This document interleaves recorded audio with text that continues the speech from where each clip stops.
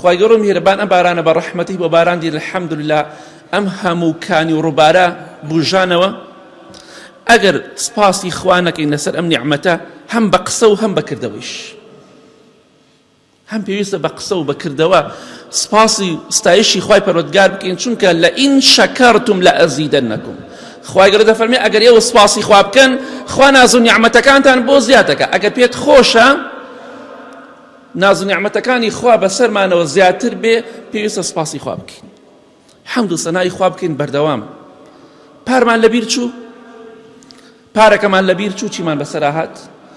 جاری وایە چەندەها تەکلیف لە چەند تەنکەرە کرد، هەندێ ئاوت بۆ بێنی بەخوا کاکە سەرت نایە جاری، بەخوا وعدم بە خەڵ زۆر داوە، کاکە بۆ خاتری خوا ڕجاوت کاتەکرد مەمنونتم بەس تۆزێ ئاوم بۆ بێنە، ئاومان لێ بڕاوە، بەخوا کاکە گیان ئاو نییە چی بکەم دەستم ناکەوێ.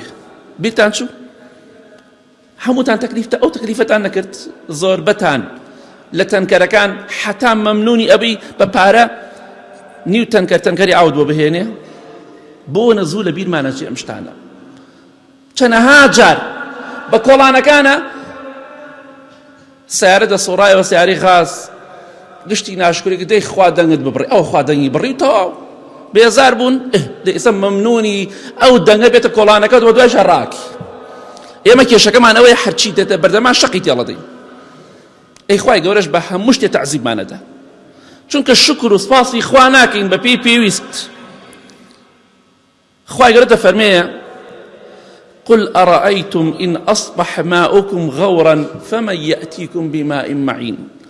أي پیغمبری خوا صلی الله عليه وسلم بخلچی بڵێ ئەگەر خوای گەورە ئاوەکە بەرێتە خوارەوە ڕۆ بچێ بەناو زەویا و ئاو بباتە خوارەوە، چێ هەیە ئاوی سازگار و جوان بۆ ئێوە دەربکات؟ چێ هەیە ئاوی شیرین بۆ ئێوە دەربکات؟ خوا هەڕەشەمان لێ دەکات. ئەگەر خوا ئاوەکە باتە خوارەوە بە زەویا هەر نەمێنێ، بۆ کەس هەیە بتوانێ ئاوتان بۆ بهێنێ؟ ئەی دێ ناشکوری بکەین، هەموو شتێک لای خوا ئاسانە.